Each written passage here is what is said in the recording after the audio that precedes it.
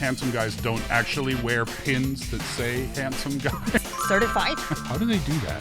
Flying on top of different roofs of places. Bad news for me. Yeah. 你好，欢迎收听随行汉语 Welcome to Takeaway Chinese. I'm 花容月貌的菲菲 and join me today is 玉树临风的 Steve Heatherly. Hi, Feifei. Hello, viewers of our show today. Pretty exciting that we get to do a video show. I've done these with Niu Honglin before, but this is the first time we've done this together, so in it's this cool. setting, and it's the first time for me to say viewers instead of listeners. Well, then let me just sit back and give you your time. But first of all, I think I want to explain a little bit about the phrase that I used to describe us before. 花容月貌 is a Chinese idiom to describe ladies and females in Chinese culture, meaning that a lady is as fair as a flower and as beautiful as the moon. So 花容月貌. And for Steve, he is 玉树临风. I even have a pin that proves that I am that. It's certified. 玉树临风. So it means a handsome guy. And by the way, I was told that handsome guys don't actually wear pins that say handsome guy on them. So I don't know about that. But the actual translation is a little bit different. It means something about a tree standing alone. It's a 玉树 meaning a jade tree and 临风 meaning standing in the wind. 玉树临风. Yeah, so 玉树临风 describes a man that is as elegant as a jade tree. That's us. That's us. 花容月貌 and 玉树临风. But beside this little side notes, the reason that we're deciding to launch a video for this particular episode is precisely because of the topic today. It's quite visual, so it's very nice to be able to see our viewers for this particular episode. It's about intangible culture heritage, 非物质文化遗产. There are so many different things to see in China. I think you could probably live here your entire life and not see all the cultural performances that China has to offer. So we've picked out just a handful, just a few to talk about today. And one of them I'm really excited about because I witnessed it firsthand. Also, another one we're going to talk about I haven't seen yet, so I'm looking forward to learning about that too. Yeah, so I want to start with one that you've seen, and I think is one of the most famous one in China. It's about a technique in traditional Sichuan Opera, which is about the changing of the face, 变脸. And you've seen that before, right? Yeah. So after I moved to China, I took a trip down to Xi'an to see the Terracotta Warriors.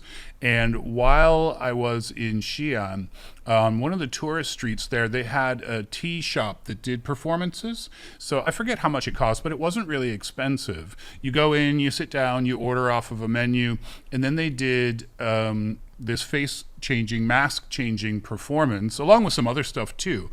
But that was the first time that I had ever seen that. And it was very, very cool because I was sitting not so far away from the stage.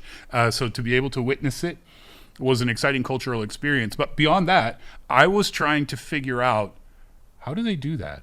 It's, that there is a very fun anecdote about the secret behind face changing. I thought nobody knew. It's supposed to be a secret because that's precisely why this particular technique is so famous.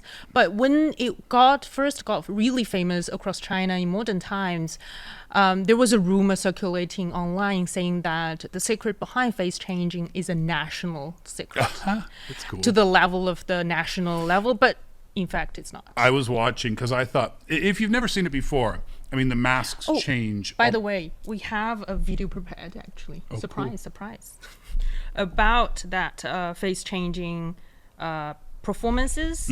And I think it's quite different from when you see it on the screen from a distance, from your experience seeing it very closely. Yeah, and the fan moves in front of the face as you see in the video there, and then the masks change. So I was watching it and I was thinking, oh, okay, it must be some kind of button or clicking thing that they have. You know, when they want the mask to change, they click a button.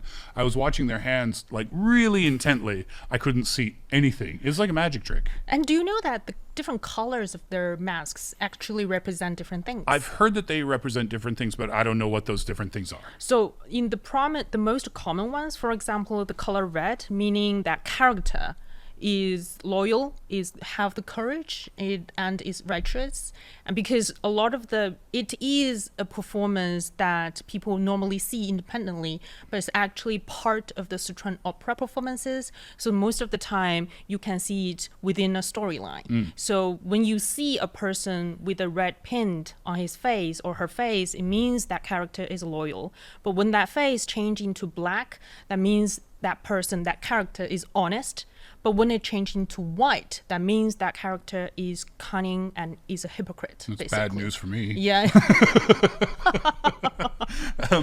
I didn't know that. So it's a different character every time they changed the mask. Yeah, meaning different personalities. I didn't know that. Yeah. I also didn't know that. So you can watch the mask performance separately, but really it's part of a bigger show, a bigger opera. Yeah. And when they change the mask, they're changing characters. Yeah. I thought it was just one character showing different personality characteristics. That's what my guess was. But that depends on different stories and different performances. But when you see, and also I think it's not only about Sichuan opera. In a lot of traditional Chinese operas, they use these kind of colors to indicate what kind of characters. Is it a protagonist or is it antagonist? That you can really sort of see that hint and clue from the color of their faces and their masks. And that is really one of the very cool element about 变脸 that I don't think a lot of people outside of China have an idea of. And another thing that's also part of the traditional Sichuan opera, I'm not sure if you've seen that when you visited Chengdu or Chongqing, is about the spitting of fire. I didn't see a spitting fire show. I think I show speed when he came to China. Oh, okay. He saw that, and normally the spitting fire, which in Chinese is 吐火, is sort of staged alongside 变脸.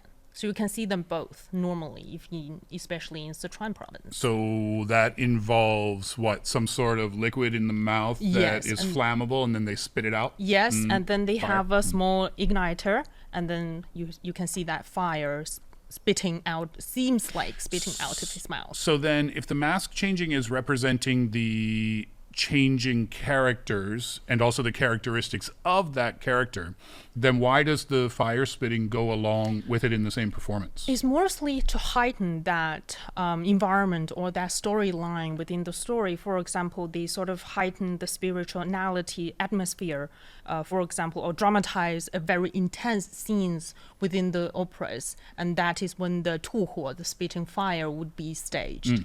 And so you can see, but it's somehow you can still appreciate it independently because, just seeing the mask changing in front of your face and not knowing why that person is able to do that.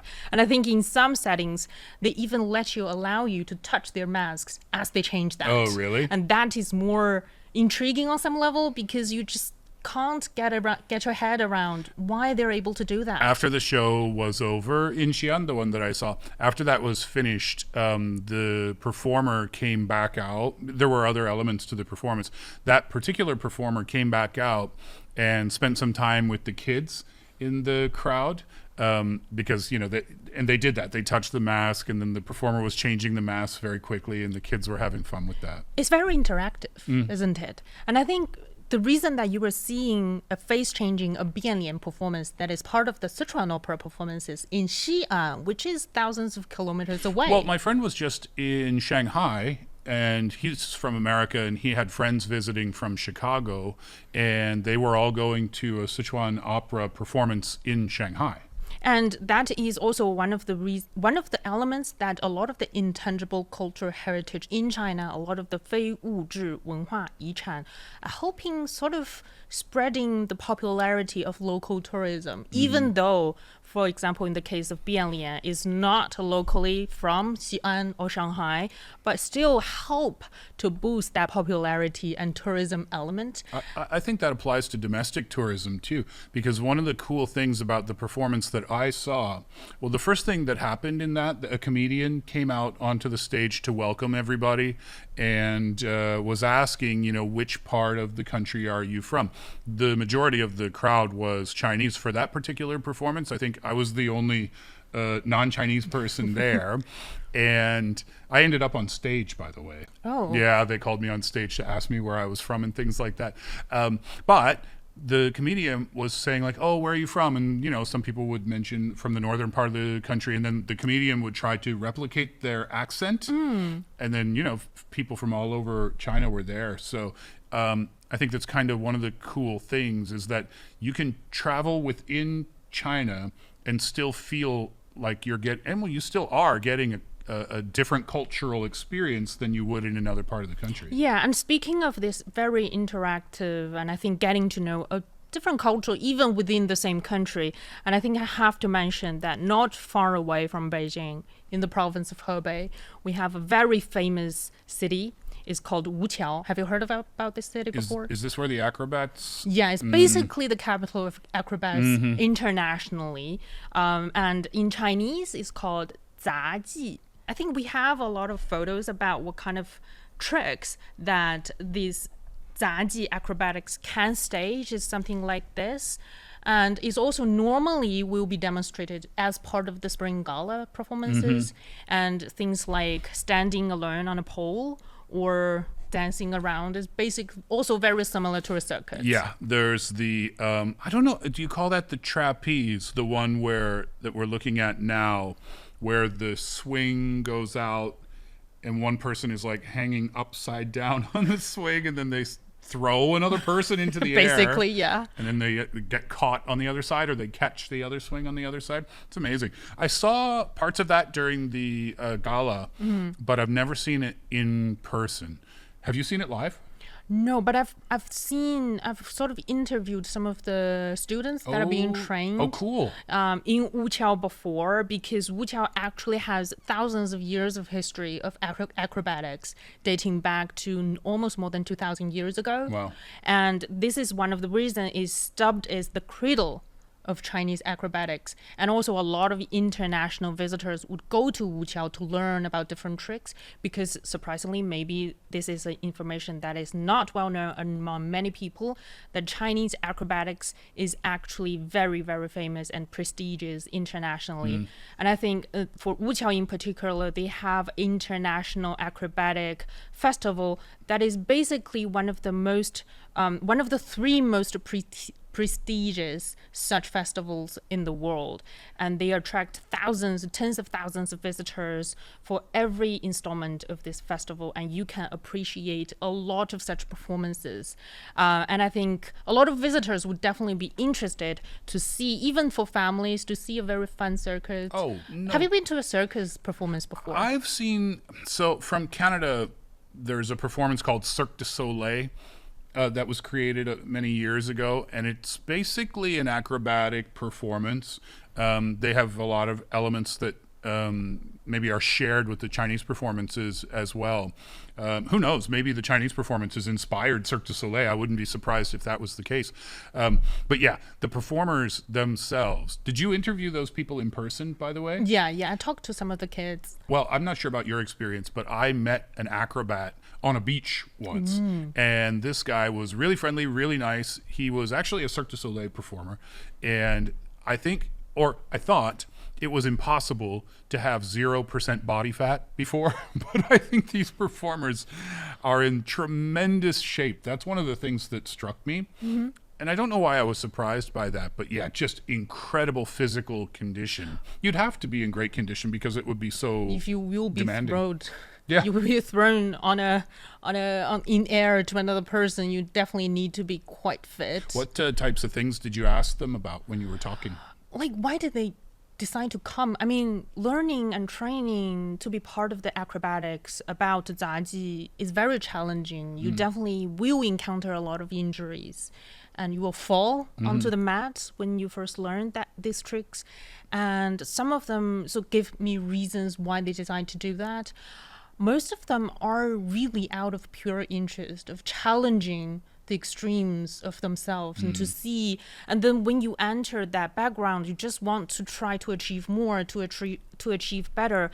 And that is what really amazes me, I think, around the world, when we have performers trying to replicate a lot of very difficult and dangerous tricks. Historically speaking, would they have been entertainers for the emperors, or where would their place in society have been? Well, I think it's part of on the streets before, because in the past, when we're speaking about a lot of these acrobatics performances, of course, they will be staged to an emperor, to a loyal family. But in a lot of cases, also on the streets, like in a local market, in a fair festival, that these mostly in a small family size group, that so that's why a lot of the tricks is passed down from fathers to sons, like a family business, almost. But I would say that this kind of education in the past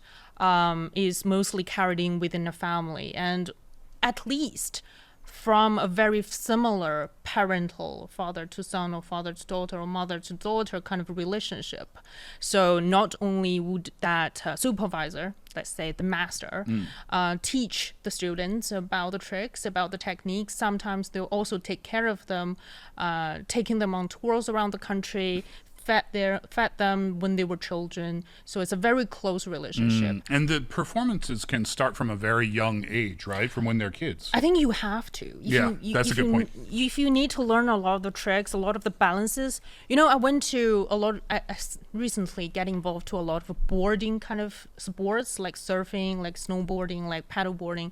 Surprisingly, kids can do a lot better than adults. That's not surprising to me at all. Kids are fearless. They'll do anything. And also because their sense of balancing is so much better than adults. They have a lower center of gravity. That's true. And it's not as far to fall to the ground. So it doesn't hurt as much maybe when you fall. And the weight thing is another element. True. So when it comes to the training, to the 训练 side of acrobatics, of 杂技, learning to balance yourself and protect yourself is very, very important. So the performances, like we talked about the Sichuan Opera, you can find those performances in many parts of the country, shared culture within the country, like we were talking about. These acrobatic performances, can you easily find those? I'm guessing maybe not, because, correct me if I'm wrong, but I'm guessing that it's easier for performers to replicate an opera than it is to replicate acrobatics. So you wouldn't have as many troops available. That's true. That's one of the reasons why acrobatics on some level face threats when it comes to popularity, when it comes to be carried out by the next generation. One element is, of course, it's very dangerous and very challenging, and you need to be very devoted into these kind of techniques. Another one, I think, is because the general public just don't have a chance to take part. So without that element, you just naturally lose interest when you have hundreds of other choices on the market. So that's why I think in this year, the Wuqiao actually launched a festival that's almost like a theme park. So what's special about the festival then? A theme park in what sense? It's called Wuqiao Acrobatics Fantasy Park. It's a very immersive cultural theme park in the Wuqiao County. And unlike a traditional circus theater, we will simply sit and watch a performance. That's also normally what an acrobatics performance would be like. You can actually step into the acrobatic world through, for example, technology, through interactive shows, VR headsets. Yes, and other, when it comes to wuxia stories, they have a concept in China called jianghu, meaning basically referring to the world and the whole society. And it's also part of, within that, experiences offered by this theme park that you can be a xia. You can become.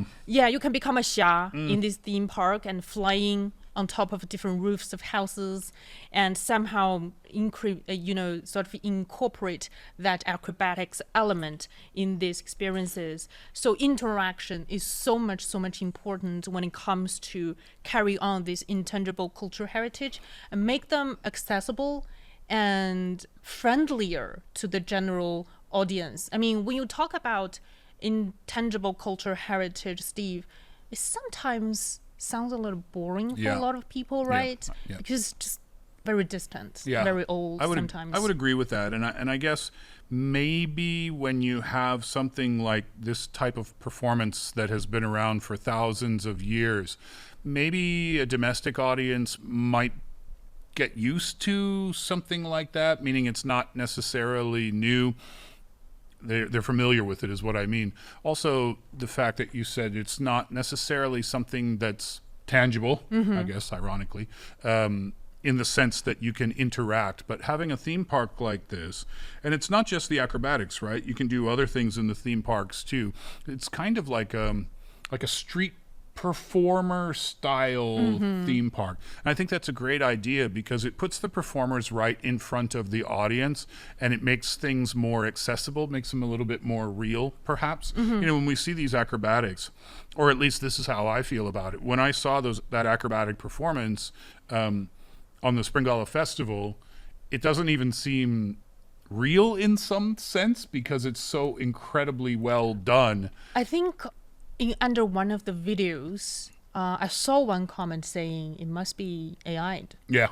It must be AI'd. That's what I mean, yeah. So it's difficult perhaps to create that connection with the audience. So having a theme park like this, the Wuchao Acrobatics Fantasy Park, is a good idea. It gets people right in front of the performers. Yeah, and speaking about interaction, and I think another very prominent example comes from the city of Nanjing. Have you been to that city before? I have not. It's a very nice city. It has a lot of history. They call them the ancient city of 6 different dynasties, which is true. So it's used to be one of the capital cities for a lot of Chinese dynasties in the past. So it has a lot of history.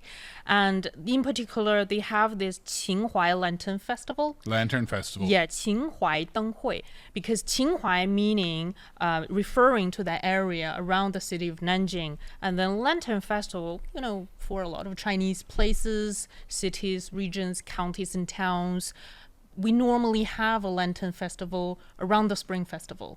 But what's different from this Qinghuai Lantern Festival is that they're going overseas. They're going to France. They actually attracted thousands of visitors in France. How do you bring a lantern festival overseas? That is their, I think, innovation for this kind of intangible cultural heritage and expanding its popularity, is that instead of shipping individual lanterns to France, which can be very troublesome, can be very expensive. Well, if they're paper lanterns, they could be broken so easily. Yeah, I also have some photos actually about that lantern. It's something like this. It's very beautiful. You're talking about the huge lanterns. Yes, of course. If you want to put them on a display, yes. It needs to be huge and needs to come on a scale and can be very expensive shipping them from Nanjing to France. I'm guessing that you would ship the components to France and then construct the lanterns once the components have arrived? But when it comes to a traditional lantern like what the Qinghuai Lantern Festival is offering, some of the materials cannot be found in France. Like they use a lot of bamboos in making of these lanterns. So how do they deal with that? So they ship parts of the materials to France, and then part of the materials are found locally in France. And also when it comes to the craftsmen themselves, also parts of them comes from China, parts of them comes from France. Oh, really? So they are also teaching the local people about this lantern making, sort of also expanding the popularity of this lantern making. Yeah, if you've not seen any videos of the festivals that they have here in China for the Lantern Festival, please do take a minute and get on the internet and try to find some to watch. They're extremely popular with tourists when they come here, and I definitely want to get there someday. It's like when I watched the videos, I felt like it must feel like stepping into a dream somehow, because it's very, a lot of soft pastel colors. It's very dreamlike. A lot of, the giant fish or whatever characters they make look like something you might see while you're asleep. It's really stunning. It's really beautiful. That's not an overstatement.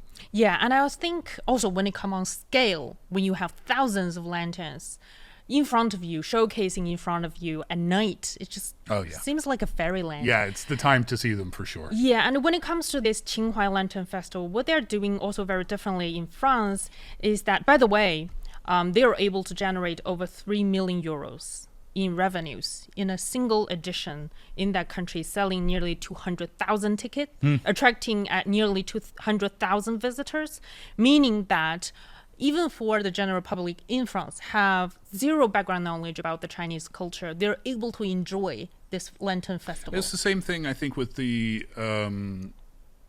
opera performances. Yeah, it's also very popular overseas. 100%. And the same thing with the acrobatic performances. You mentioned that's worldwide famous, right? And that's the cool thing, is that, yeah, sure, a lot of people who don't live in China or aren't from China might not have any actual cultural knowledge of the country, but these are the types of performances and shows, particularly the Lantern Festival too. You don't need to have any special knowledge of the culture, but the great thing that these types of shows or these types of lanterns can represent, or the way that they can function, is to open a door. I think so. People might not have had any curiosity about China before, maybe no knowledge about China before, but they see a lantern show like this and they think, wow, I want to know more. They see the opera performance and think, oh, that's cool. What's that all about? How do they change those masks? And the acrobatic performance, I mean, that's just a stunning thing. That's what I mean. I think this could be the reason. One of the great reasons for it is, you're attracting interest. But I still have this question, Steve, is when we're talking about this intangible cultural heritage, a lot of them have hundreds or even thousands of years of history and has a profound background, a lot of history, a lot of stories involving a lot of craftsmanships. But when they are getting popularized, for example, in a lot of Chinese places, they're incorporating intangible cultural heritage elements with the tourism industry. So they need to compromise. They need to compromise some elements of the tradition. What do you mean? Of that heritage. For example, let's say the face-changing techniques in the Sichuan Opera is supposed to be within a storyline.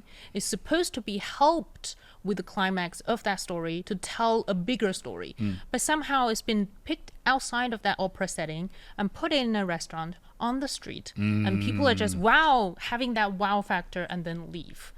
So some people would argue this is compromising the traditions, the histories, and the profound culture behind these intangible cultural heritage. Do you think that really, really matter? Which one is more important? Having more people getting to know it, experiencing it, even though, for example, for the face changing, they loved it, they think it's very cool, but they didn't really carry on afterwards, digging all the history and background behind, just enjoy that one show. Does it really matter? I don't think so. But I've had this same conversation in Canada about Shakespeare. In 1996 or 7, something like that, they made this modern Shakespeare movie with Leonardo DiCaprio. Yeah, I watched that one. And a lot of purists. Controversies. A lot of purists were saying, how could you do this to Shakespeare? You have kind of, it's almost blasphemy to take this beautiful story from hundreds of years ago and turn it into some modern cheesy type thing. But my argument at the time, I remember having this conversation with my professors. If it makes something accessible to a group of people who wouldn't otherwise know about it or search it or look it up or whatever, then what's the problem with that. And I feel the same way about this. I understand why purists might think, well, you've got this piece of Chinese tradition and culture that should be cherished and should be preserved. But if you can remove an element of a performance and take the one of the cool aspects of the performance, the face changing, and put it out in the streets, for example, for people to see and have fun with it, then I don't think anything is lost there. Because you still have something that is this ancient Chinese performance that has so much rich history to it, but it's still making people happy and still making people enjoy it today. I think that's the point. That's the whole point. Well, that's just my opinion, but that's what I think, yeah. Yeah, I'm sort of in the dilemma. You know, when I see, for example, people enjoying face-changing performances, 变脸 performances in a restaurant on the street, I think is really cool as well. But, you know, the stories behind, for example, the whole plot of that Sichuan Opera, for example, is a very romantic story about the white snake falling in love with a guy in the city of Hangzhou. And just also want people to know more about that very romantic, tragic the story. The whole thing, yeah. Yeah, but not everybody would buy to get into the whole thing. It's true. Very bulky and chunky. You need to spend a lot of time on it. Yeah, and I think there's one more thing that is worth talking about is that, you know, if you take something that's so well known and so deeply respected in Chinese history and you put it in a restaurant, you know, so there's a performance going on over here and I'm like this eating my noodles, or I'm talking to my friend and not really paying attention to it, I can see how that no, I would say that is quite disrespectful to the tradition, to the performance, to the performer, obviously, but just to the whole thing. So I can see why some people would not like that. So maybe I'd like to change my answer and say it depends on the context of where you're showing it, because it is worthy of people's attention when it does get shown. Yeah, but it's still lovely. For example, I saw some videos on the Qinghua Lantern Festival in France that they made a lot of smaller lantern, because you can have a smaller lantern for people to carry around, and called 灯笼 in Chinese. And I saw a very little girl carrying a crab-shaped lantern, which will never occur in China. You will never see that in China, because mostly we'll have a fish, 鱼. Why not a crab? Because fish meaning, it has auspicious meanings behind it. Fish meaning 年年有余, meaning we will have surplus every year, meaning more fortune in the future. Or sometimes in flowers, because flowers also have different auspicious meanings. But crabs, we don't have, crabs don't carry that kind of deep meaning in Chinese cultures. I don't think they carry that deep meaning in French culture either. I could be wrong. But it could be a fun toy for a kid to enjoy. I think that's the point. That's a very good point made, Steve. And I do think for a lot of people out there, they do need to make this balancing act between preserving the traditions, the core of the traditions, and popularization, and also even marketing of a lot of intangible cultural heritage. Especially the acrobats need to, the balancing act. 平衡. Balancing is very important, not only in acrobatics, but also in marketing. And that brings us to the end of today's Takeaway Chinese. I'm Fei Fei, and with Steve Hatherley in the studio. Remember, you can always find us on your favorite podcast platforms, such as Apple Podcast, Spotify, and so much more. Just search for Takeaway Chinese. Leave your comment. Tell us what you think about today's theme. What do you think about intangible cultural heritage, 非物质文化遗产? I look forward to that. And I'll see you next time. Bye-bye.